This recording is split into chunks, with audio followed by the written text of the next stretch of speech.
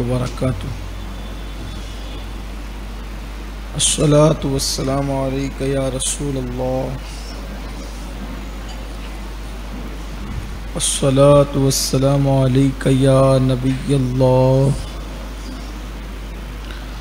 अस्सलातु वस्सलामु अलैका या हबीबल्लाह,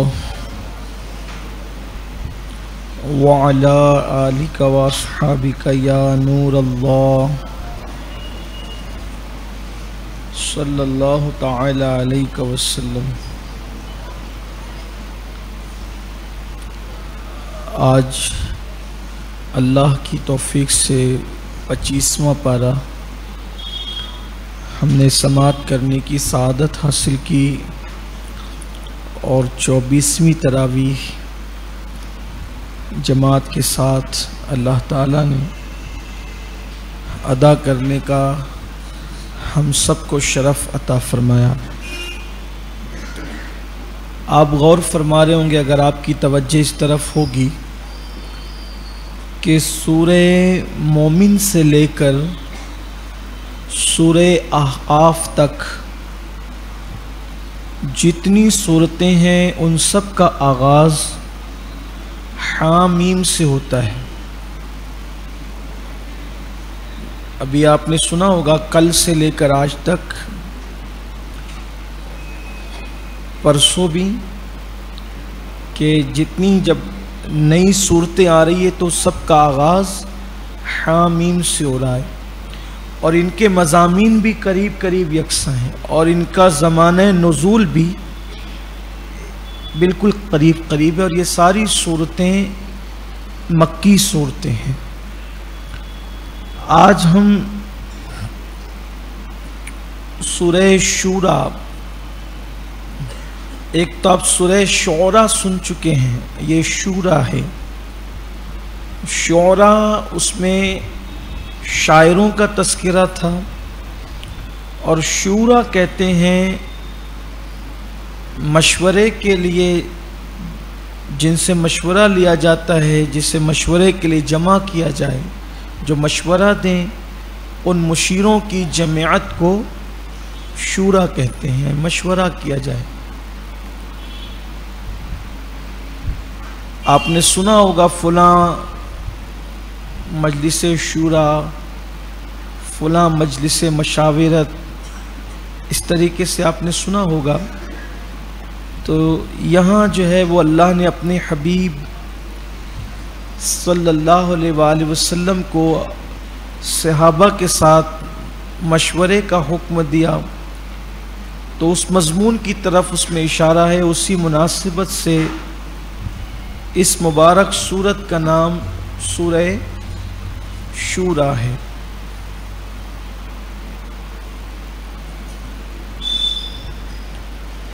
इसका आगाज़ होता है हामीम से और हामीम के साथ आइन सीन क़ाफ, ये हुरूफ़ मुक़त्तआत कहलाते हैं।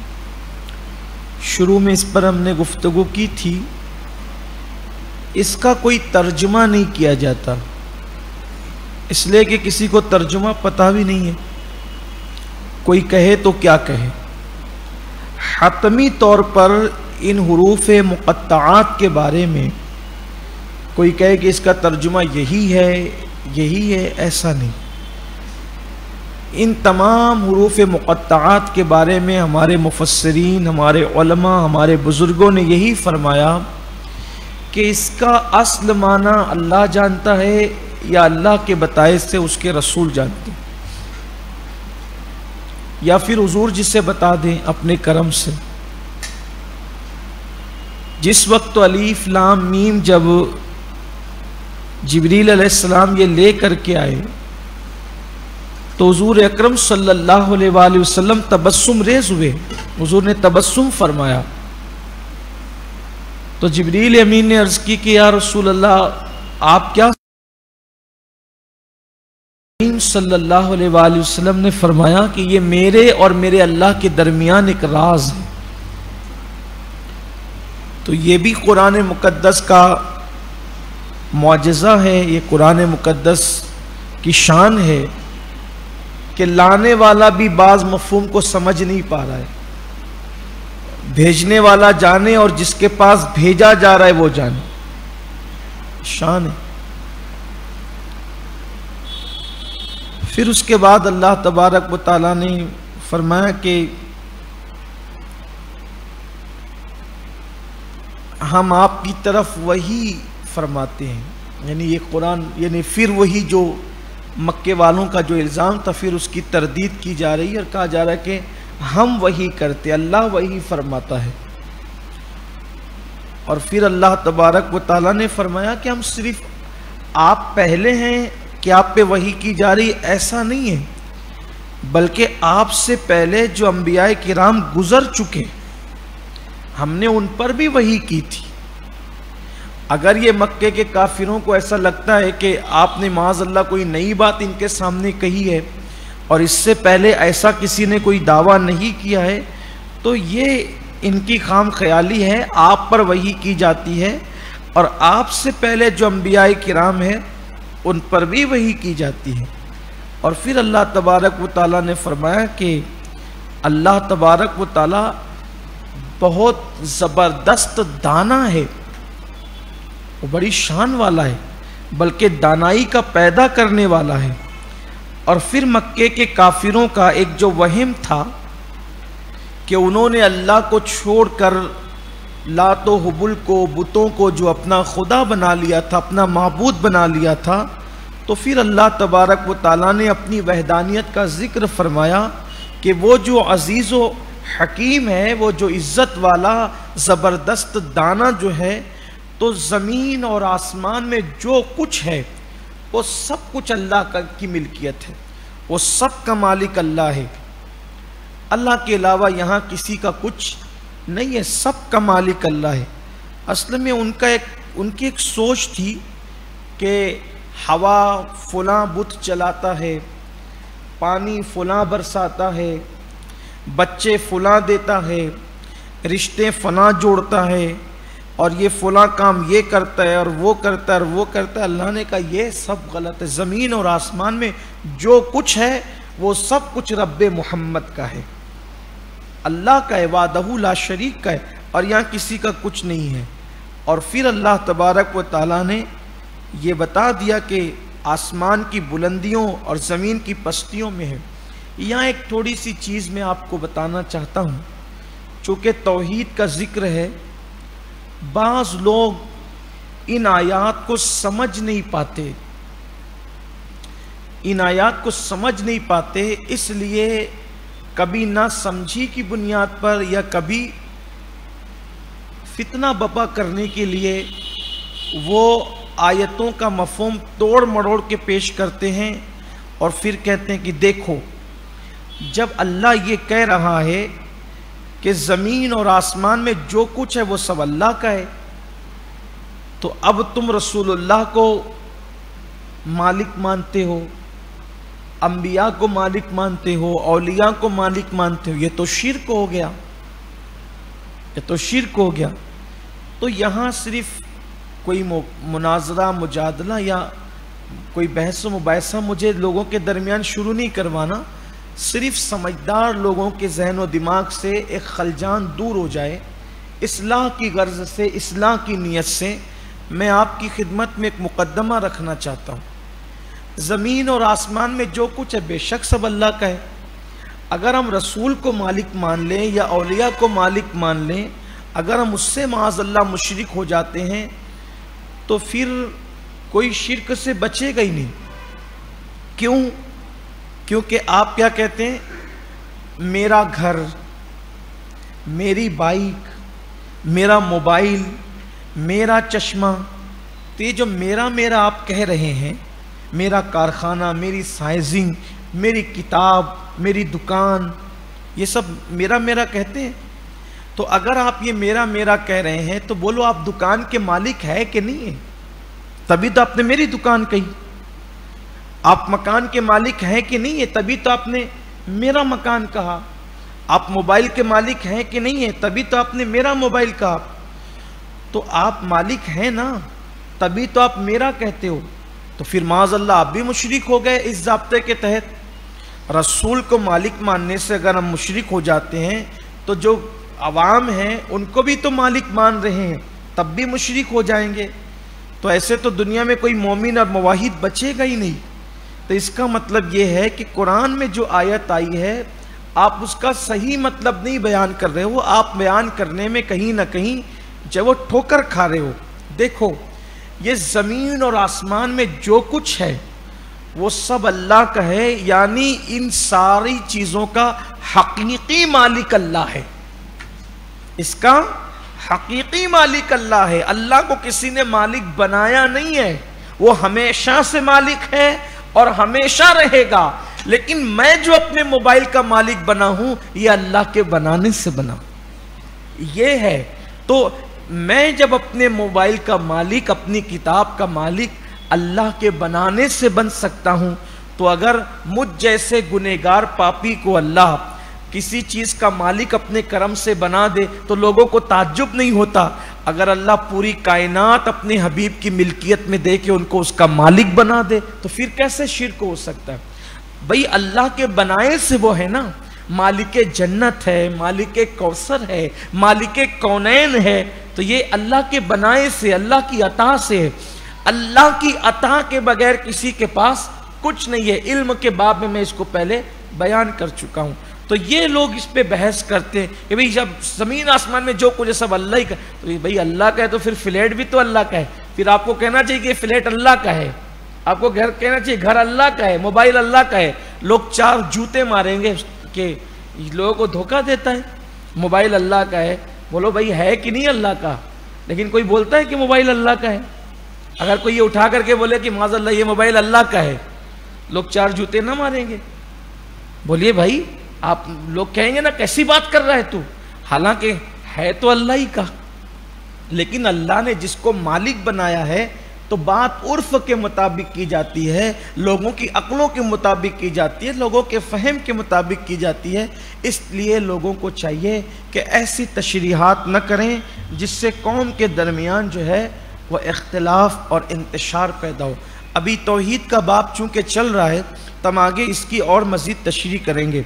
پھر اللہ تبارک و تعالیٰ نے بیان فرمایا ہم نے انسان کو اتنی نعمتیں دی، عزتیں دی، وقار دیا، ان کو ساری سہولیات فراہم کی. پیدا ہونے سے پہلے پیروں کے نیچے زمین کا فرش ہے، آسمان کا سائبان ہے، چاند، سورج، ستارے، سیارے. ہمیں ایسا لگتا ہے کہ یہ ہمارے لیے مفید نہیں ہے. چاند کی کیا ضرورت ہے؟ سورج کی کیا ضرورت ہے؟ ستاروں کی کیا ضرورت ہے؟ بھئی کیا ضرورت ہے یہ آپ کو نہیں پتا، لیکن اللہ نے ہمیں اس کی ضرورت رکھی ہے. جیسے کہ آدمی وٹامن ڈی کے لیے بڑی گولیاں لیتا ہے، یہ ٹیبلیٹ، وہ ایسا ویسا یہ غذائیں، لیکن یہ جو صبح کے وقت سورج کی جو ننھی ننھی شعائیں ہمارے جسم پہ لگتی ہے وہ بہترین وٹامن ڈی ہمیں فراہم کرتی ہے. اسی طرح چاند سے بھی کچھ ملتا ہے، ستاروں سے بھی کچھ ملتا ہے. اسی طرح جب ہم رات کو سوتے ہیں تو ہمارے جسم سے ایسے فاسد گیس اور ایسی خراب گیس جس کا ہمارے جسم سے نکل جانا ضروری ہے وہ خارج ہوتی ہے، وہ نکلتی ہے ہمارے جسم سے. اسی طریقے سے جب ہم سوتے ہیں تو نیند کی حالت میں ہمیں ایک نئی زندگی ملتی ہے، ہمارا پورے جسم کا سسٹم جو ہے وہ پرسکون ہو جاتا ہے. جب ہم نیند سے اٹھتے ہیں تو ہمیں ہم تازہ دم ہو جاتے ہیں، نیند ہمیں راحت فراہم کرتی ہے. تو رات کے وقت کا نظام الگ ہے، دن کے وقت کا نظام الگ ہے، صبح کے وقت کا نظام الگ ہے، شام کے وقت کا نظام الگ ہے. تو یہ ساری چیزوں کے نظام الگ الگ ہے. تو اللہ نے انسان کو ساری چیزیں دی. سب چیزیں پا کر بھی انسان نے لیکن کیا کیا؟ اللہ کو چھوڑ کر پتھروں کو، درختوں کو، سمندروں کو اور آبشاروں کو، دریاؤں کو اپنا خدا بنا لیا، بتوں کی عبادت کرنے لگا. تو اللہ نے فرمایا کہ یہ جو سب کچھ تم نے کیا کہ سب دیا اللہ نے، اور اللہ کا لینے کے بعد پھر تم نے کیا کیا؟ اس کے ساتھ بغاوت کر دی. تو کیا ہونا چاہیے تھا؟ آسمان پھٹ جانا چاہیے تھا، پھٹ کر آسمان تم پر گر جانا چاہیے تھا. یہ تمہیں ہلاک ہو جانا چاہیے تھا، تباہ و برباد ہو جانا چاہیے تھا. بھئی اللہ کو چھوڑ کر جب تم غیر اللہ کی عبادت کرنے لگو گے تو تمہیں تباہ برباد ہونا چاہیے تھا. جیسے ایک سمجھانے کے لیے کہتا ہوں، ایک بادشاہ ہے جو پورے ملک کا بادشاہ ہے، وہ ہر نعمت دے رہا ہے، نعمت بھی اسی کی لے رہے ہو، کھا رہے ہو، پی رہے ہو، سب اس پہ ہوج موج کرتے ہو، اور اس کو چھوڑ کر کے کسی اور کے آگے فرما برداری کے لیے کاسا لیس ہو، تو بولو وہ بادشاہ گردن نہ اڑا دے گا کہ ظالم سب میری حکومت میں رہتا ہے، کھاتا میرا ہے، پیتا میرا ہے، رہتا میرے پاس، احسانات میرے اٹھاتا ہے، اور مجھے چھوڑ کر کے جس نے تجھے کچھ بھی نہیں دیا، کچھ بھی نہیں کیا تیرے ساتھ احسان، تو اس کے پاس جا کر کے جی حضوری کر رہا ہے، گردن اڑا دے گا وہ. بلا تمثیل میرا اللہ بادشاہ حقیقی ہے، اس نے سب دیا. بارش کون برسا رہا ہے؟ اللہ برسا رہا ہے. اناج کون اگا رہا ہے؟ اللہ اگا رہا ہے. نعمتیں کون دے رہے؟ سب اللہ دے رہا ہے. سب اللہ دے رہا ہے. اور وہ بت جو اپنی خود کی پگڑی بھی نہیں سنبھال سکتا، اگر اس کی پگڑی گرنے لگے تو وہ ہاتھ سے پگڑی بھی سنبھالنے کے قابل نہیں، اگر اس کو کوئی لات مار کر کے اٹھا کر کے پھینک دے تو وہ اپنا وجود بھی سنبھالنے کے قابل نہیں. تو اس اللہ جو حی و قیوم ہے، جو نظام کائنات چلا رہا ہے، کائنات کو وجود عطا کیے ہوئے ہیں، اس کو چھوڑ کر کے گونگے بہرے یہ مٹی اور پتھروں کے خداؤں کو تم نے اپنا معبود بنا لیا ہے. تو اللہ فرماتا ہے تو پھر تو آسمان پھٹ کے گرنا چاہیے، تم پر عذاب آ جانا چاہیے، تارے ٹوٹ جانا چاہیے، یہ سب ہو جانا چاہیے. لیکن پھر اللہ کہتا ہے ایسا کیوں نہیں ہوتا؟ ایسا اس لیے نہیں ہوتا کہ اللہ کے فرشتے آسمانوں میں اللہ کی تسبیح اور پاکی بیان کر رہے ہوتے ہیں، اور وہ تسبیح اور پاکی بیان کرنے کے ساتھ ساتھ وہ زمین والوں کے لیے اللہ سے معافی طلب کر رہے ہوتے کہ اللہ انہیں معاف کر دے، یہ نادان ہے، یہ بے عقلی کا کام کر رہے ہیں، مولا انہیں معاف کر دیں. حالانکہ ان کی ڈیوٹی یہ کس نے لگائی؟ یہ بھی اللہ ہی نے لگائی. یعنی اللہ کو اپنے بندوں سے پیار کتنا ہے، محبت کتنی ہے کہ اللہ تعالیٰ نے فرشتوں کو بھی لگا دیا، اور اسی بہانے کو پھر پیش کر کے فرما رہا ہے کہ اسی لیے وہ بخشش طلب کرتے ہیں، تمہارے لیے معافی طلب کرتے ہیں، اور وہ ہماری تسبیح پڑھتے ہیں، اس لیے جو ہے وہ ہم تم پر اپنا عذاب نازل نہیں کرتے اور آسمان پھٹ کر کے گرتا نہیں ہے. پھر اللہ تبارک و تعالیٰ نے فرمایا سبحان اللہ کہ وہ فرشتے جو تمہارے لیے مغفرت کی دعا کرتے ہیں نا، تو سن لو بے شک اللہ بخشنے والا بہت مہربان ہے، وہ بہت بخشنے والا ہے. یہاں رک کر کے تھوڑا ذرا اس کی بخشش کا تذکرہ کر لیتے ہیں. کیسا بخشنے والا مہربان ہے. اللہ کو سب سے زیادہ جو کام پسند ہے وہ معاف کرنا پسند. اللہ کو معاف کرنا بہت پسند ہے. اسی لیے جب شب قدر کے متعلق میرے آقا علیہ السلام نے ذکر فرمایا تو ام المومنین سیدہ عائشہ صدیقہ نے عرض کیا کہ یا رسول اللہ، اگر میں شب قدر پاؤں تو میں کون سی دعا کروں اپنے اللہ سے؟ تو حضور اکرم صلی اللہ علیہ وآلہ وسلم نے فرمایا عائشہ، اگر تم شب قدر پاؤ تو تم اپنے اللہ سے یہ دعا کرنا، اللہم انک عفو تحب العفو فاعف عنی یا کریم. اے اللہ بے شک تو معاف کرنے والا ہے. اللہم انک عفو، تو معاف کرنے والا ہے، تحب العفو، اور معاف کرنے کو پسند بھی کرتا ہے، فاعف عنی، تو پھر مجھے معاف کر دے. اللہ کو معاف کرنا بہت پسند ہے. اسی لیے حدیث پاک میں آتا ہے کہ پوری کائنات کے اندر یہ جو سب جلوہ آرائیاں دیکھ رہے ہو نا، یہ سب اللہ کی رحمت کا ایک حصہ ہے. کتنا حصہ ہے؟ ایک حصہ. اور 99 حصے رحمت کے میرے اللہ نے آخرت کے لیے رکھ چھوڑے. یہاں ایک حصے کا اظہار ہو رہا ہے اور 99 حصے کا اظہار کہاں ہوگا؟ آخرت میں ہوگا. آخرت میں کیسے اظہار ہوگا؟ بھئی غضب کا اظہار تو ہوگا، لیکن غضب کے ساتھ جب شفاعت کا دروازہ کھلے گا تو پھر جب کرم کا اظہار ہوگا تو کیسے ہوگا؟ صرف ایک حدیث اس پر سنیں. یہ حدیث جب حضور علیہ السلام نے بیان فرمائی تو خود بھی بہت ہنسے. اتنے ہنسے آقا علیہ السلام اپنی شان کے مطابق کہ حضور کی داڑھیں نظر آنے لگی. وہ حدیث کیا ہے وہ بھی آپ سنیں. کیسا کریم ہے میرا اللہ، 70 ماؤں سے زیادہ پیار کرنے والا، میرے اللہ کی شان بہت اعلیٰ ہے، بس بندے ہی گندے ہیں نا کہ اس کے قریب آنا نہیں چاہتے، سب کے قریب جانا چاہتے ہیں، اس کے قریب جانا نہیں چاہتے، سب کے پاس گڑ گڑانا چاہتے ہیں، اس کی بارگاہ میں گڑ گڑانا نہیں چاہتے۔ حدیث پاک میں آتا ہے، اللہ کے رسول صلی اللہ علیہ وآلہ وسلم فرماتے ہیں جب سب جنتی جنت میں چلے جائیں گے، سب جہنمی جہنم میں چلے جائیں گے، تو ایک بندہ جہنم میں رہ جائے گا، ایک بندہ، آخری والا بندہ، یعنی جس کو جہنم سے نکلنا ہے۔ کافر تو ہمیشہ ہی جہنم میں رہیں گے، لیکن جس کا خاتمہ ایمان پر ہوا تھا، کلمہ پر ہوا تھا، جس کا خاتمہ، وہ ایک ہی بندہ آخری میں رہ جائے گا، پتہ نہیں وہ کون ہوگا، آخری میں رہ جائے گا۔ اللہ ہم پر عافیت کا معاملہ فرمائے، رحم کی چادر ہم سب پہ ڈالے، آخری بندہ رہ جائے گا۔ میرا اللہ اس بندے کی طرف نگاہ رحمت فرمائے گا اور فرمائے گا، بندے کلمہ پڑھنے والوں میں، ایمان والوں میں تو سب چلے گئے جنت میں، تو آخری بچہ ہے، بول کیا چاہتا ہے؟ وہ کہے گا، مولا تو بڑا رحیم اور کریم ہے، میری تمنا یہ ہے صرف کہ تو مجھے جہنم سے باہر نکال دے، بس اگر تو نے مجھے جہنم سے باہر نکال دیا پھر میں تجھ سے کبھی کچھ نہیں مانگوں گا، اس لیے میری تمنا ہے، اب میری دعا سن لے کہ مجھے جہنم سے نکال دے، میں تجھ سے اس کے بعد کوئی سوال نہیں کروں گا، کچھ نہیں مانگوں گا۔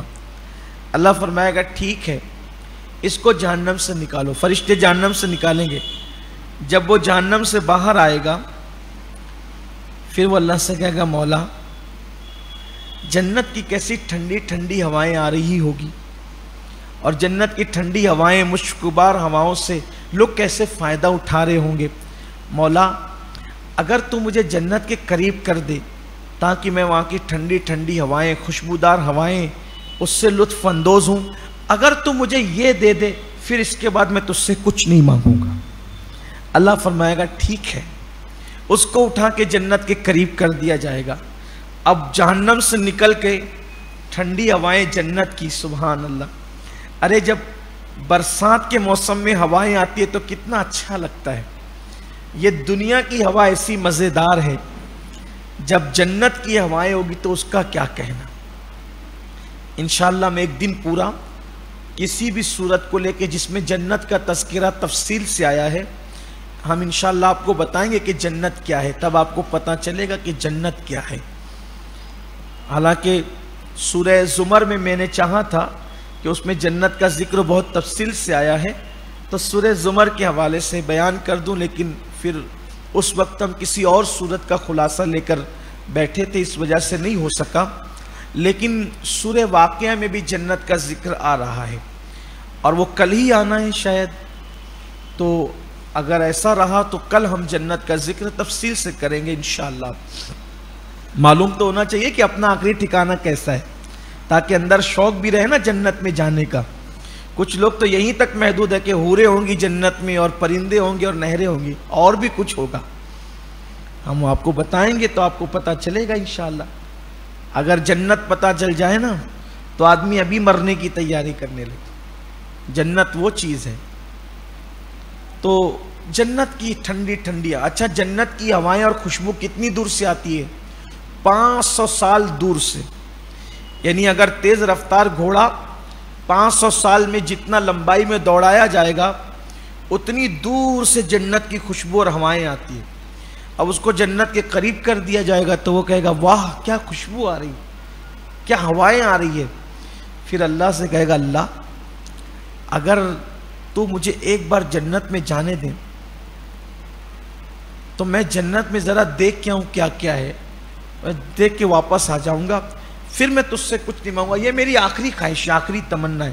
دیکھو پہلے نکلنے کی بات کی، پھر کہا کچھ نہیں مانگوں گا، پھر باہر آ کے کہتا ہے جنت کے قریب کر دے، پھر کہتا ہے کچھ نہیں مانگوں گا، پھر قریب ہونے کے بعد کہتا ہے اندر جانے دے۔ اللہ فرمائے گا ٹھیک ہے، پھر میرا اللہ اپنے کرم سے اس کو جنت میں داخل کرے گا۔ وہ جب جنت میں جائے گا وہ سب دیکھے گا، نہریں، درخت، پھل، یہ وہ سب نعمتیں۔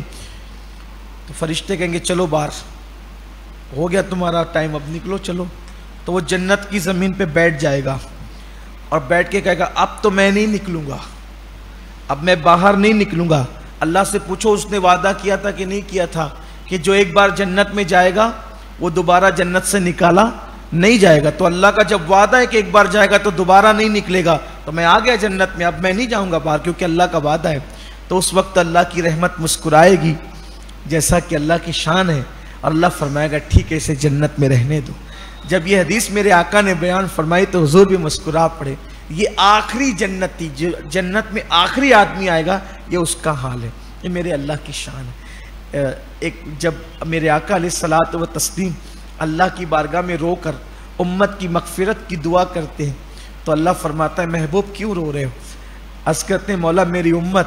میرا رب فرماتا ہے محبوب اگر وہ تیرے امتی ہیں تو میرے بھی تو بندے ہیں نا، یعنی اگر تم پیار کرتے ہو امتی ہونے کی وجہ سے تو میں بھی تو ان سے پیار کرتا ہوں، وہ میرے بندے بھی تو ہیں۔ لیکن ہم نے اللہ تبارک و تعالیٰ سے محبت کا وہ رشتہ نہیں جوڑا جو ہمیں جوڑنا چاہیے تھا۔ بہت کریم ہے، وہ بہت مہربان ہے، اور میں پھر آپ سے کہتا ہوں کہ وہ صرف نیکوں کا رب نہیں ہے، وہ گنہگاروں کا بھی رب ہے۔ وہ ہم لاکھ گنہگار ہیں، پاپی ہیں، مجرم ہیں، کیسے بھی ہیں، لیکن ہیں تو اللہ کے بندے نا۔ تو اللہ سے ہمیں رشتہ جوڑنا چاہیے، جو رشتہ تو ہیں لیکن گناہوں کے سبب جو رشتہ ہم نے کمزور کر لیا ہے، اس کے فرامین سے بغاوت کر کے جو ہم اس سے دور ہو گئے، ہمیں پھر اس کے قریب آنا چاہیے، رونا چاہیے، گڑ گڑانا چاہیے، اور اس کے فرامین پہ عمل کر کے اس سے تعلق کو مضبوط کرنا چاہیے، اس پر یقین مضبوط کرنا چاہیے۔ ایسے ایسے واقعات میرے اللہ کے رسول صلی اللہ علیہ وآلہ وسلم نے بیان فرمائے ہیں کہ وہ میرے ذہن میں آ رہے ہیں۔ اگر میں اسی پہ گفتگو کروں تو یہی ٹائم ختم ہوگا، لیکن ایک حدیث مجھے اور یاد آئی، میں اس کا مفہوم پیش کروں۔ ایک شخص تھا بہت پاپی، بہت مجرم، گنہگار۔ اس کی موت کا وقت قریب آیا تو اس نے اپنے بیٹوں سے کہا میرے بیٹوں تم میرے بڑے فرما بردار ہو، جب میری موت ہو جائے گی نا تو تم کو میں وصیت کرتا ہوں کہ میرے گلے میں رسی ڈالنا، اور رسی ڈال کے مجھے گھسیٹتے پھرنا، اور اس کے بعد پھر مجھے کفن میں لپیٹ کر کے جلا دینا، تاکہ لوگوں کو پتہ چلے کہ مجرموں کو کیا سزا ہے، اور جلا کر کے میری راکھ ہوا میں اڑا دینا، جنگلوں میں اڑا دینا، ادھر ادھر سب بکھیر دینا۔ پھر وہ مر گیا۔ اس کے بچوں نے نہ چاہتے ہوئے بھی ویسے ہی کیا، جلا دیا، ہوا میں راکھ اس کی اڑا دی تو اللہ تعالیٰ نے فرشتوں کو حکم دیا اس کی راکھ جمع کرو۔ راکھ جمع ہوئی، پھر اللہ تعالیٰ نے راکھ سے پھر اس کو وجود بخشا اور فرمایا بندے بتا تو نے ایسا کیوں کیا؟ اس نے اس کی مولا میں نے اپنی سوچ کے مطابق کیا کہ مجھے ڈر لگ رہا تھا کہ میں مروں گا تو تیری بارگاہ میں کھڑے ہونا پڑے گا، اور جب کھڑے ہوں گا تو میں اپنے اعمال کا حساب نہیں دے سکوں گا، تو میں نے سوچا کہ راکھ بکھیر دی جائے گی تو میری راکھ ادھر ادھر بکھیر دی جائے گی تاکہ مجھے اللہ کی بارگاہ میں کھڑے نہ ہونا پڑے، لیکن مولا تیری شان ہے تو نے راکھ سے بھی مجھے وجود بخشا اور میں اپنی بارگاہ میں کھڑا کیا۔ مولا تو جانتا ہے میں نے جو کیا صرف تیرے ڈر اور تیرے خوف کی وجہ سے کیا۔ میرا اللہ فرمائے گا اگر تو نے میرے ڈر کی وجہ سے کیا تو جا میں نے تیرے سارے گناہوں کو بخش دیا، تو مجھ سے ڈر گیا میں نے بخش دیا۔ آئیے ایک حدیث اور پیاری سے سن لیں پھر اپنے عنوان کی طرف چلتے ہیں۔ ہم عنوان ہی کی طرف ہے لیکن آگے چلتے ہیں کیونکہ میرے اللہ کی رحمت کا ذکر ہے نا، تو بندے تو پھر لالچی ہوتے ہیں۔ قیامت کے دن اللہ ایک بندے کا حساب لے رہا ہو، اس کے سب دفتر جو ہے گناہ کے پڑے ہوں گے، کیونکہ ہم جو کرتے ہیں وہ سب لکھا جاتا ہے، تو رکھے ہوں گے۔ اللہ فرمائے گا بتا یہ سب تو نے کیا، یہ سب گناہ تو نے کیا؟ وہ ادھر ادھر دیکھے گا اور کوئی دیکھ تو نہیں رہا۔ اللہ فرمائے گا میں نے چادر ڈال دی، کوئی دیکھ نہیں رہا ہے، بولیے تو نے کیا؟ ہاں مولا میں نے کیا۔ اللہ فرمائے گا یہ کرنا تیرا کام تھا، تجھے بخشنا میرے کرم پہ جا میں نے بخش دیا۔ ایک اور حدیث اس کی رحمت کی، کیا رحمت ہے اس کی۔ اللہ تعالیٰ ایک بندے کے چھوٹے چھوٹے گناہ، دو قسم کے گناہ، ایک چھوٹے اور ایک بڑے، چھوٹے چھوٹے گناہ اس کے سامنے رکھے گا۔ اللہ فرمائے گا یہ تو نے کیا، یہ گناہ تو نے کیا، وہ شرمائے گا،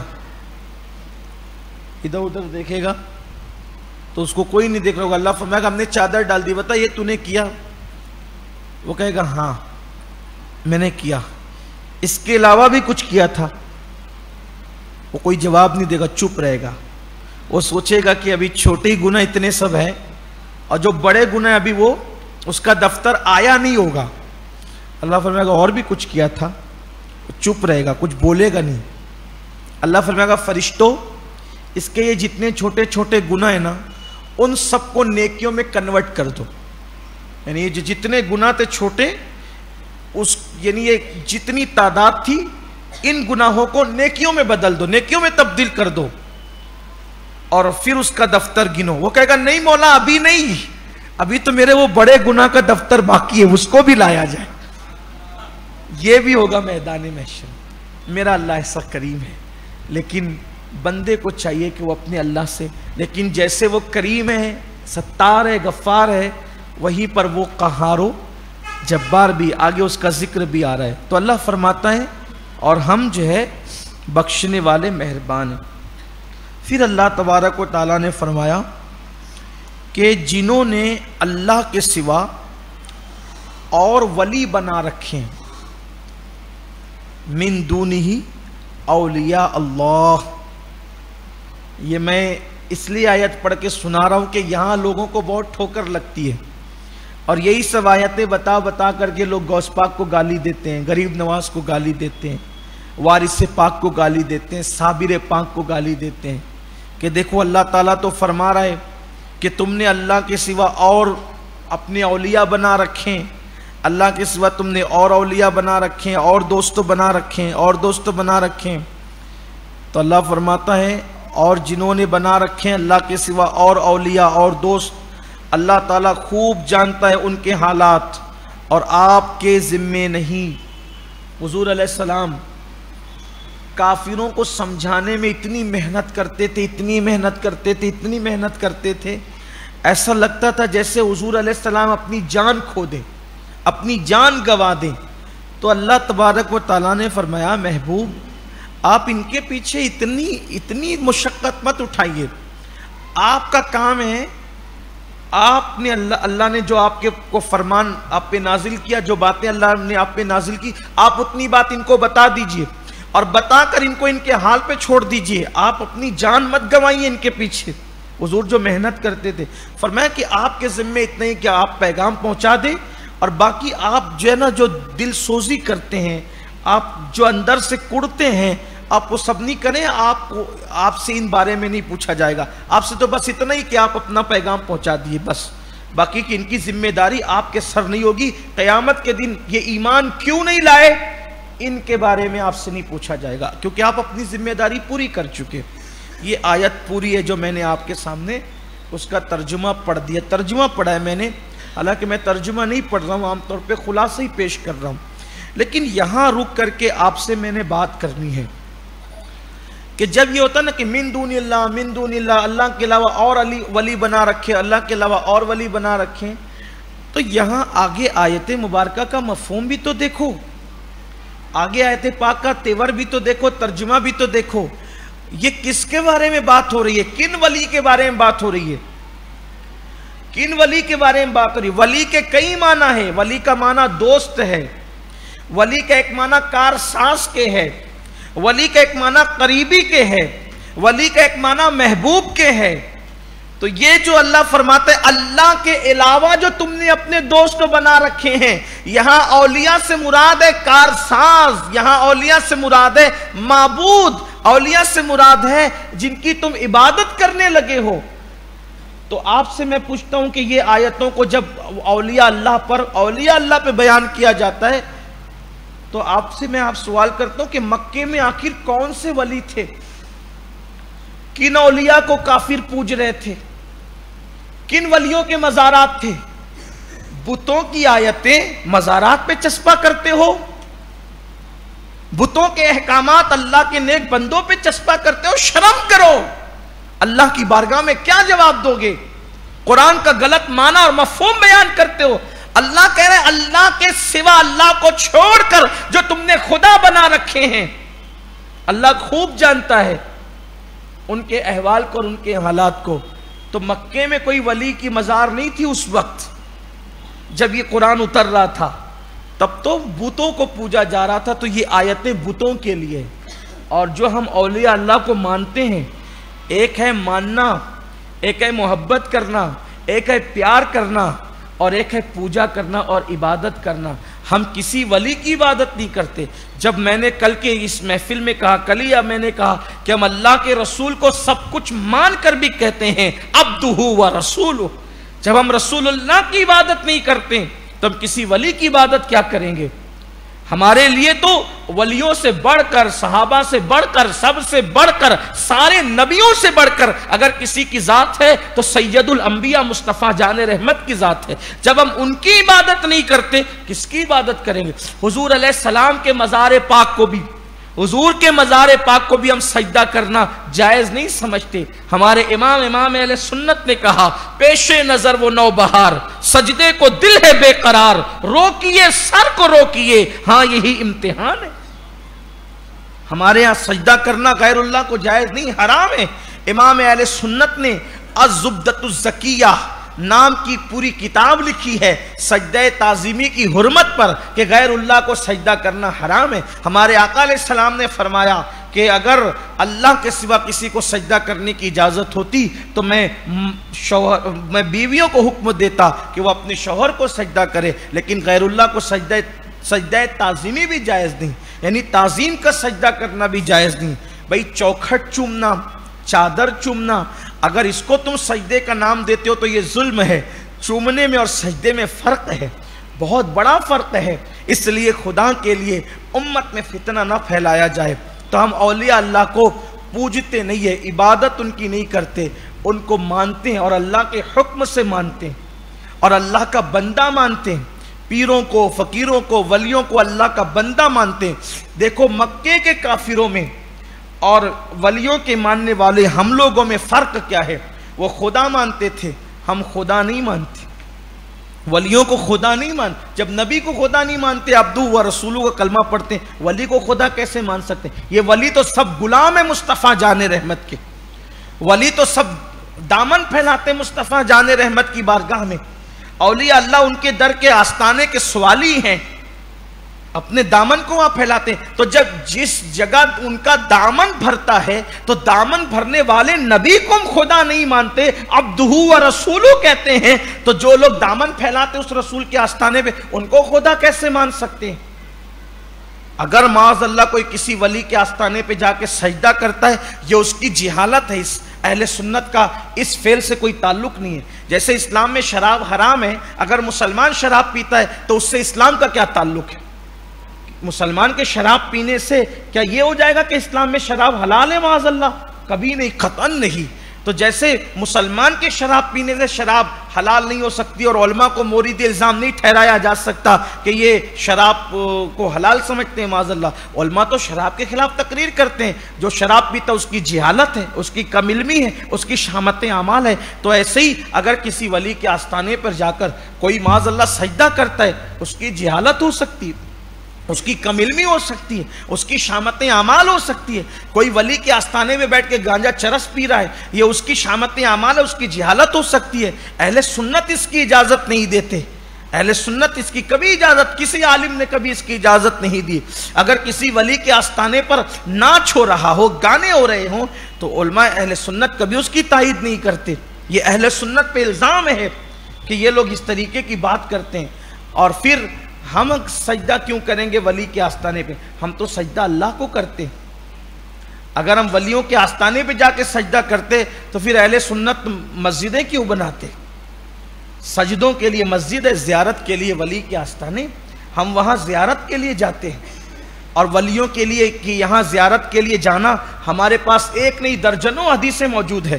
اللہ کے رسول علیہ السلام نے اپنی زندگی کا سب سے پہلا سفر جو مکۃ المکرمہ سے مدینہ منورہ میں صرف 6 یا 7 سال کی عمر میں فرمایا، وہ اپنے والد کے مزار کی زیارت کے لیے فرمایا. اٹھا کر کے دیکھو حضور کی سیرت ہے. اپنی امی کے ساتھ گئے تھے کہ نہیں گئے تھے 6 سال کی عمر میں مکۃ المکرمہ سے مدینہ طیبہ؟ کیوں گئے تھے؟ لوگ کہتے ہیں کہ وہ رسول اللہ کے والدہ جو ہے وہ حضور کے والد کے ننیال والوں سے ملانے لے گئی تھی. واہ صاحب، والد کی ننیال، اتنا دور کا رشتہ، اور اتنا لمبا سفر، 3 لوگ، ماں نے یہ کہا تھا بیٹا تو نے اپنے والد کا چہرہ نہیں دیکھا تو میری تمنا ہے چہرہ نہیں دیکھا، کم سے کم میرے جیتے جی باپ کی مزار تو دیکھ لے۔ تو حضور علیہ السلام نے سفر کیا۔ پھر اس کے بعد اللہ کے رسول علیہ السلام سال میں 1 مرتبہ ہر سال شہدائے احد کے مزارات پر تشریف لے جاتے تھے، وہاں جا کر کے امت کی مغفرت کی دعا فرماتے تھے۔ پھر اس کے بعد شب برات میں حضور علیہ السلام کو جنت البقیع میں دیکھا گیا امت کی مغفرت کی دعا کرتے ہوئے۔ حجۃ الوداع کے موقع پہ حضور علیہ السلام کا چہرہ چاند کی طرح تمتمانے لگا۔ ام المومنین نے پوچھا یا رسول اللہ آپ کا چہرہ تمتما رہا ہے؟ کہا ہاں، میں نے اپنی ماں کے مزار کی حاضری کی اجازت مانگی، میرے اللہ نے مجھے اجازت دے دی، میں اپنی ماں کے مزار پہ گیا تھا، میرے لیے اللہ نے میری والدہ کو اور میرے والد کو ان کی قبر سے نکالا اور میں نے کلمہ پڑھا کر ان کو اپنی امت میں داخل کیا۔ حضور خوش۔ حج کو جانے سے پہلے حضور ماں کے مزار پر گئے تو اللہ کے، پھر اس کے بعد آپ دیکھیں قرآن اٹھا کر دیکھیں، قرآن کہتا ہے سبحان الذی اسری بعبدہ لیلا من المسجد الحرام الی المسجد الاقصی الذی بارکنا حولہ لنریہ من آیاتنا۔ اللہ فرماتا ہے پاک ہے وہ ذات جو لے گئی رات کے تھوڑے سے حصے میں مسجد حرام سے مسجد اقصی تک، مسجد اقصی تک، کیوں؟ الذی بارکنا حولہ، اللہ فرماتا ہے مسجد اقصی کے آس پاس، مسجد اقصی کے آس پاس ہم نے برکت رکھی ہے۔ کہاں رکھی ہے برکت؟ آس پاس۔ مسجد کے اندر کی بات نہیں کی کیونکہ یہ قرآن کی شان ہے، جو سب جانتے ہیں قرآن اس کا ذکر نہیں کرتا ہے، وہ تو سب کو معلوم ہے کہ مسجد میں برکت رہتی ہے، مسجد برکت کی جگہ ہے، سب کو معلوم ہے۔ پھر اللہ نے کیا کہا؟ بارکنا حولہ، مسجد اقصی کے آس پاس ہم نے برکت رکھی ہے۔ تو یہ آس پاس کی برکت کیا ہے؟ یہ آس پاس کی برکت ابراہیم علیہ السلام کا مزار ہے، اسحاق علیہ السلام کا مزار ہے، حضرت یعقوب علیہ السلام کا مزار ہے۔ تو حضور وہاں گئے تو حضور علیہ السلام ان انبیاء کے مزارات میں بھی تشریف لے گئے۔ تو شب معراج تو حضور مزارات پر بھی گئے، تو مزار پہ جانا کوئی شرک نہیں ہے، کوئی غلط کام کرتا ہے تو ذمہ دار وہ ہے۔ تو یہ جو ہم اولیاء اللہ کو مانتے ہیں اور پھر اولیاء اللہ کو بھی بندہ مانتے اللہ کا، اور مکے کے کافر یہ کہتے تھے معاذ اللہ اللہ چاہیں نہ چاہیں ہمارے بت جو چاہیں دلا سکتے ہیں۔ الیاذ باللہ اہل سنت کا، ایمان والوں کا ایسا کوئی عقیدہ نہیں، ہم تو پہلے انہیں بندہ مانتے، خدا نہیں مانتے، اور پھر یہ کہتے ہیں اللہ کی اجازت سے یہ مدد کر سکتے ہیں، اللہ کے چاہے سے مدد کر سکتے ہیں، اللہ کی عطا سے یہ دے سکتے ہیں، اللہ کی عطا سے یہ نواز سکتے ہیں۔ اب آپ بتائیں کیا اس میں کوئی شرک ہے؟ اس میں شرک کیا ہے؟ اگر اللہ کی عطا سے وہ نہیں دے سکتے شفا تو پھر آپ یہ کیسے کہتے ہو کہ ڈاکٹر کے یہاں سے دوا لایا تو اچھا ہو گیا؟ ڈاکٹر اچھا کرے گا، دوا اچھا کرے گی، کون اچھا کرے گا؟ یہ شرک نہیں ہے، یہ شرک نہیں ہے۔ فلاں ڈاکٹر کے یہاں گیا تو اچھا ہو گیا، ڈاکٹر اچھا کرے گا۔ اچھا کس نے کیا؟ اللہ نے کیا۔ ذریعہ کون بنا؟ ڈاکٹر اور دوائی ذریعہ بنی۔ تو جب تیرا ڈاکٹر اور دوائی ذریعہ بن سکتی ہے تو کیا غوث الاعظم دستگیر ذریعہ نہیں بن سکتی؟ غریب نواز ذریعہ نہیں بن سکتے؟ یہی تو سمجھانا چاہتے ہیں۔ امت میں فتنے نہ پیدا کرو، فرقہ واریت نہ کرو۔ آگے قرآن کہہ رہا ہے، ابھی آ رہی بات آگے۔ اللہ نے فرمایا اللہ فرقوں کو پسند نہیں کرتا۔ اس آگے بات آ رہی اسی آیت سے لگ کر کے آگے کی آیتیں ہیں، ابھی ہم اس کا بھی ذکر کریں گے وقت رہا تو اللہ تعالیٰ فرماتا ہے کہ انہوں نے اللہ کے سوا اوروں کو اپنے دوست اور ولی بنا رکھے، اللہ کے علاوہ بنا رکھے۔ ہم نے اللہ کے علاوہ نہیں بنایا ہے، اللہ کے حکم سے ان کو مانتے ہیں۔ پھر اللہ فرماتا ہے یوں ہی ہم آپ پر وحی اتارتے ہیں عربی زبان میں۔ عربی زبان میں دیکھیے پھر وہ مضمون جو ہے نا، پھر پچھلی وہ جو سورہ حامیم سجدہ میں آپ نے سنا تھا وہ مضمون پھر آ رہا ہے، اور ہم عربی زبان میں اس لیے اتارتے ہیں مضمون تاکہ آپ مکے والوں کو اور مکے والوں کے آس پاس جو گاؤں دیہات ہے ان لوگوں کو آپ ڈرائیں اور سمجھائیں۔ کس دن سے؟ آخری دن سے، یعنی قیامت کے دن سے آپ ان کو ڈرائیے۔ اب دیکھیے رحمت کا ذکر تو کر دیا گیا، اب ذرا قیامت کے دن کا ڈر بھی اللہ تعالیٰ نے فرمایا کہ ان کو بتاؤ اب قیامت کا دن کیا ہوگا، تھوڑا سا اس پر بھی ایک نظر ڈال لیں۔ رحمت کی بات تو سن لی، اب رحمت کی بات سن کر کے کوئی بے باک نہ ہو جائے کہ چلو اللہ تو ایسے معاف کرنے والا ہے اور ایسے جنت ملنے والی ہے، پھر جو جی میں کرتے رہو۔ تو قرآن بہت بیلنس کی بات کرتا ہے نا، اعتدال کی بات کرتا ہے. رحمت کا ذکر ہوا تب ذرا خوف کا ذکر بھی ہو جائے. اللہ فرماتا ہے کہ ان کو ڈراؤ قیامت کے دن سے اور بھڑکتی ہوئی آگ سے. اللہ فرماتا ہے بھڑکتی ہوئی آگ سے ڈراؤ، قیامت کے دن سے ڈراؤ. قیامت کے دن کیا ہوگا اس پر ایک نظر ڈالیں. یہ جو رحمت کا ذکر کیا یہ سب بات کی بات ہے. اس سے پہلے جب قیامت میں شروعات کا ماحول ہوگا کیسا حال ہوگا. قرآن میں اللہ فرماتا ہے یوم یقوم الروح والملائکہ صفا لا یتکلمون الا من اذن، کہ جب قیامت کا دن آئے گا تو قیامت کے دن جبریل علیہ السلام اور ان کے ساتھ سارے فرشتے اللہ کی ہیبت سے تھر تھر کانپ رہے ہوں گے. کسی میں کلام کرنے کی جرت نہیں ہوگی. یہ زمین شعلے اگل رہی ہوگی، آسمان آگ برسا رہا ہوگا. آسمان تو ہوگا ہی نہیں ایسا، نہ ایسی زمین ہوگی نہ ایسا آسمان ہوگا. اوپر سے آگ برس رہی ہے، نیچے سے زمین شعلے اگل رہی ہے. یہاں تک بیان کیا گیا زمین تانبے کی طرح کر دی جائے گی. زمین لوگوں کو ایسی لگ رہی ہوگی جیسے تانبے کی طرح ہو گئی ہے. اور حدیث پاک میں آتا ہے کہ آج جو سورج ہے نا، سائنس کی تحقیق کے مطابق آج سورج کہاں ہے؟ چوتھے آسمان پہ. آج سورج کہاں ہے؟ چوتھے آسمان پہ سورج. اور آج جو سورج چمکتا ہے وہ اپنی پیٹھ کی طرف سے چمکتا ہے. قیامت کے دن تو آسمان ہی نہیں ہوں گے، تو سورج جو چمکے گا تو سورج اور انسان کے سر کے درمیان صرف ایک ہاتھ کا فاصلہ ہوگا. اتنا فاصلہ، اتنی دور سے چمکتا ہے تو کتنی دھوپ اور شدت اور گرمی ہے. ابھی بھی دیکھو سورج کو ڈوبے ہوئے تقریباً 3.5 گھنٹے گزر گئے، کم و بیش 3.5 گھنٹے گزر گئے. اب بھی گرم لو چل رہی ہے، گرم ہے. پنکھے نہ ہو تو لوگ ہائے ہائے کرنے لگے، اٹھ کے بھاگ جائیں، بیٹھے نہیں. تراویح کے اندر بھی لوگ پنکھے چلتے ہیں پھر بھی پسینہ بہتا ہے. یہ حالت ہوتی ہے. تو یہ حال ہے. سورج ڈوبنے کے 3.5 گھنٹے کے بعد ہمارے شہر کی گرمی کا یہ عالم ہے. تو وہ وقت کیسا ہوگا جب سورج سر پر ہوگا اور صرف ایک ہاتھ کا فاصلہ ہوگا، ایک ہاتھ کا فاصلہ. حدیث پاک میں آتا ہے کہ لوگوں کے بھیجے کھول کھول کر کے ان کے پیروں پہ گر رہے ہوں گے. اور لوگ جو عوام ہوگی، عام لوگ ہوں گے، ان کے بدن پر کفن کپڑا کچھ نہیں ہوگا، ننگے ہوں گے. وہ اللہ کے نبی، اللہ کے ولی، مقرب بندے، ان کے بدن پہ صرف کپڑے ہوں گے. جو عوام ہوگی، عام لوگ ہوں گے، پبلک، ان کے بدن پہ کوئی کپڑا بھی نہیں ہوگا. ان کے بدن ننگے ہوں گے. وہ ننگے ہوں گے جیسے پیدا ہوئے تھے ویسے ہی ننگے ہوں گے.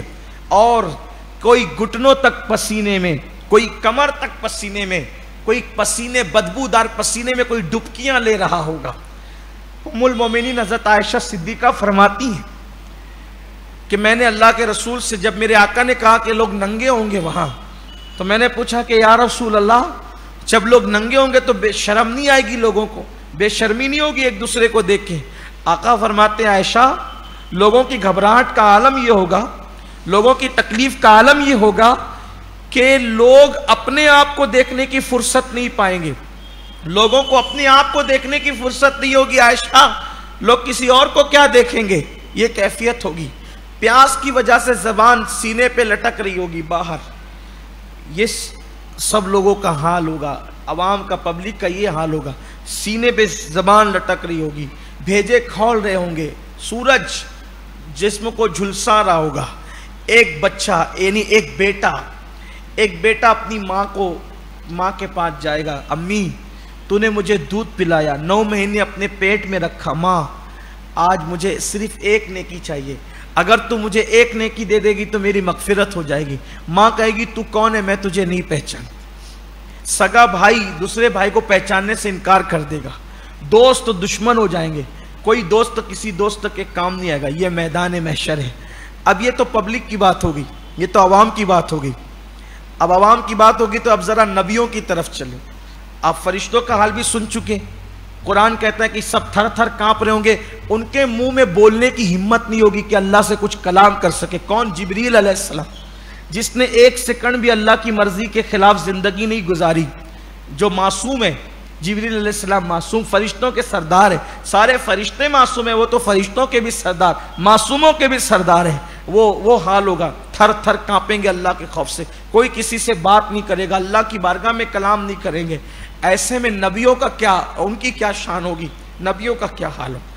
بہت لوگ ہیں جو بڑی بڑی باتیں کرتے ہیں، لوگ کہتے ہیں قیامت میں مولانا جو ہوگا دیکھا جائے گا، لوگ کہتے ہیں جو قیامت میں ہوگا دیکھا جائے گا۔ میں کہتا ہوں کیا دیکھا جائے گا، نبیوں کا وہاں حال کیا ہوگا ذرا اس کو سنو۔ حدیث پاک پیش کرنے لگا، نبیوں کی وہاں شان کیا ہوگی۔ محبوب لوگ ہیں نا، وہ فرشتوں پہ سے بھی زیادہ عزت والے اللہ کے یہاں، فرشتوں سے بھی زیادہ شان والے۔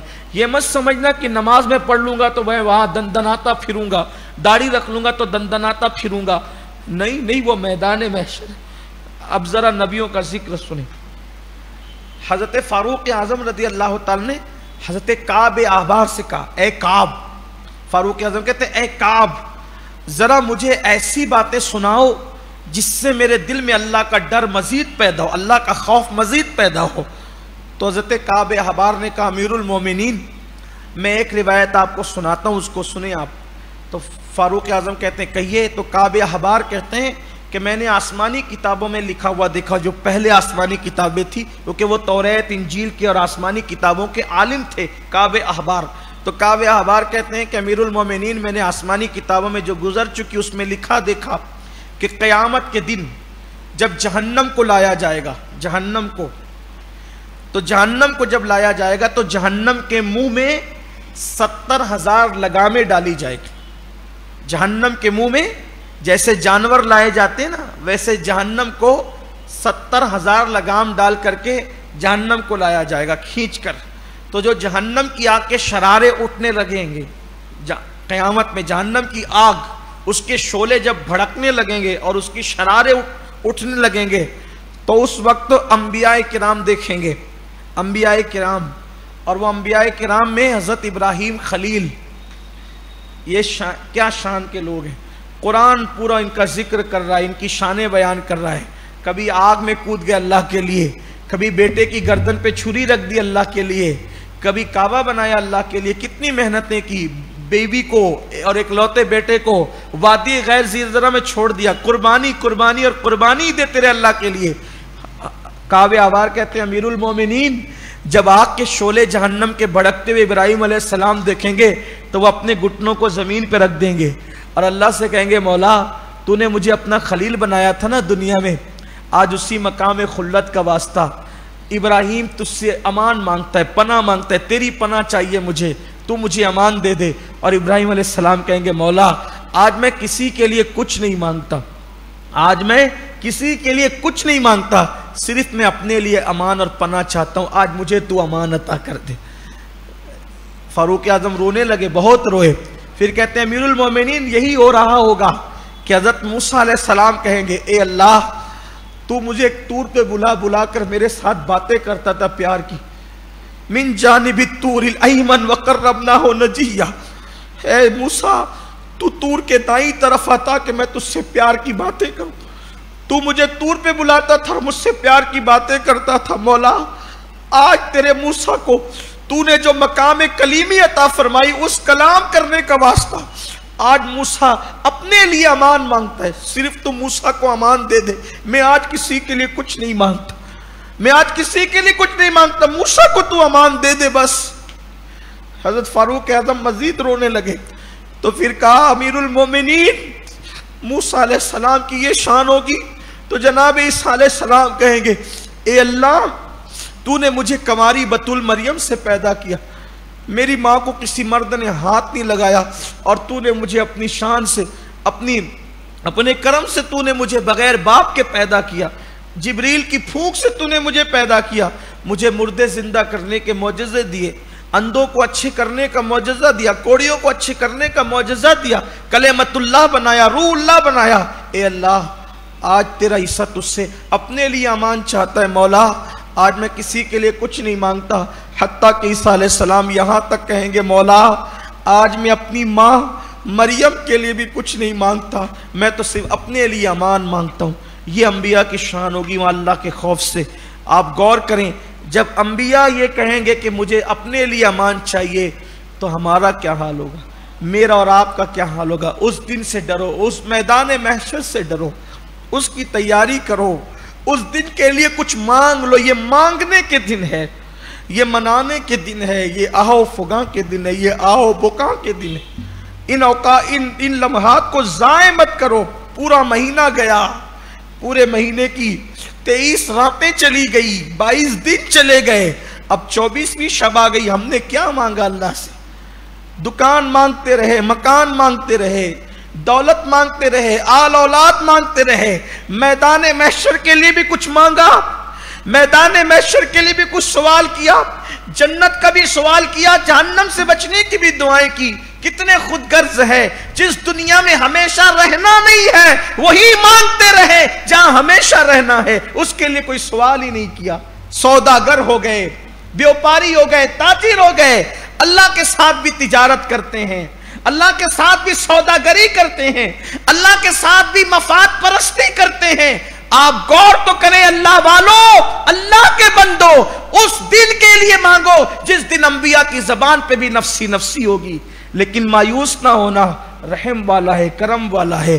جہاں موسیٰ کہہ رہے ہوں گے مجھے اپنے لیے امان چاہیے، جہاں ابراہیم کہہ رہے ہوں گے علیہ السلام مجھے اپنے لیے امان چاہیے، جہاں عیسیٰ علیہ السلام کہہ رہے ہوں گے میں اپنی ماں مریم کے لیے بھی کچھ نہیں مانگتا، میں تو صرف اپنے لیے امان مانگتا ہوں، جہاں یہ منظر ہوگا وہاں دوسری طرف یہ منظر بھی ہوگا۔ ایک ہستی ایسی ہوگی، یہاں یہ انبیاء کرام کی شانیں بھی دیکھیں، ان شان والے بزرگوں کی شانیں بھی دیکھیں کہ یہ اپنے لیے امان مانگ رہے ہوں گے، لیکن ایک ذات ایسی ہوگی، وہ کون سی ذات ہوگی؟ سبحان اللہ، آمینہ کا لال، عبداللہ کا لقت جگر، سید العالمین، طٰہٰ و یاسین، مزمل و مدثر، شافع یوم النشور، مصطفیٰ جان رحمت، جن کا ہم کلمہ پڑھتے ہیں وہ بھی سر سجدے میں رکھ کے کہہ رہے ہوں گے میں اپنے لیے کچھ نہیں مانگتا، میں تو اپنی امت کی مغفرت کے لیے مانگتا ہوں، میں تو اپنی امت کی نجات مانگتا ہوں۔ حضور اس وقت بھی امتی امتی کہہ رہے ہوں گے، اور پھر لوگ ایک منظر دیکھیں گے، اللہ فرمائے گا ارفع رأسک، اے میرے محبوب اٹھا اپنا سر، محبوب اپنا سر اٹھا، تو جو کہے گا آج تیری سنی جائے گی، اور تو جس کی شفاعت کرے گا ہم اس کو بخش دیں گے، ہم اس کو معاف کر دیں گے۔ یہ ہوگا اس دن، لیکن اس دن کے لیے ڈرنا چاہیے، اس دن کے لیے تیاری کرنا چاہیے۔ اللہ نے فرمایا محبوب ہم نے عربی میں قرآن اس لیے نازل کیا کہ آپ مکے والوں کو اور آس پاس کے لوگوں کو ڈرائیں اس دن سے جسے قیامت کا دن کہتے ہیں۔ اور آگے بھی مضامین ہے، لیکن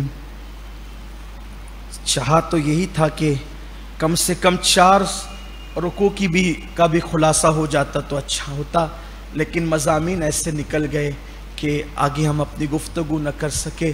دعا کرتا ہوں کہ اللہ ہم سب کی بے حساب مغفرت فرما دے، میدان محشر کی رسوائیوں سے، تکلیفوں سے، مصیبتوں سے، پریشانیوں سے ہم سب حفاظت فرمائے۔ اللہ قیامت میں حضور کے ساتھ اٹھنا نصیب فرمائے، اور انہی کے دامن میں اللہ ہم سب کا حشر نشر فرمائے۔ میرے آقا علیہ السلام کی ایک حدیث سن لیں، ہو سکتا ہے کوئی عمل کر لے تو نجات ہو۔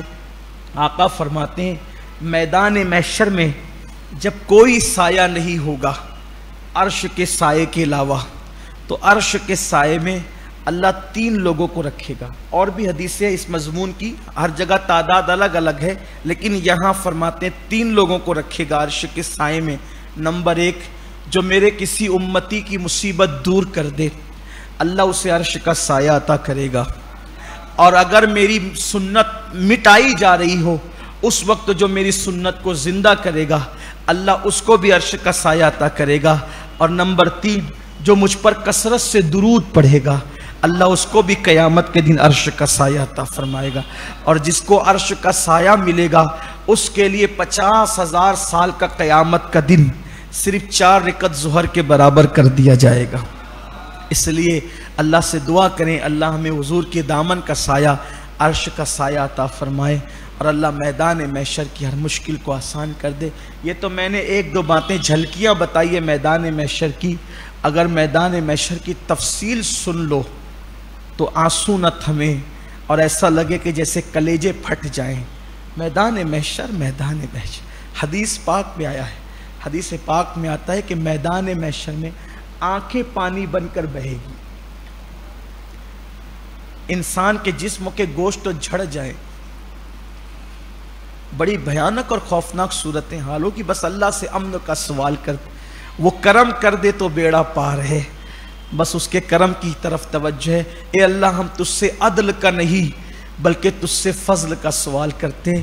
آج شب جمعہ ہے اور رمضان شریف کی جمعۃ الوداع کی شب مولا، تجھے واسطہ قرآن کا، واسطہ تیری رحمت کا، واسطہ تیرے محبوب کا مولا، آج کی ہماری اس محفل میں جتنے آنسو گرے ان آنسوؤں کو قبول کر لے اور ہم سب کو میدان محشر کی رسوائی سے، حساب و کتاب سے بچا لے، اور ہمیں بے حساب و کتاب خالص اپنے کرم سے اپنے حبیب کے ساتھ جنت میں داخل ہونے کا شرف عطا فرما دے۔ ہماری دنیا بھی بہتر کر دے، ہماری آخرت بھی بہتر کر دے، ہمارا حشر و نشر بھی بہتر کر دے۔ الفاتحہ۔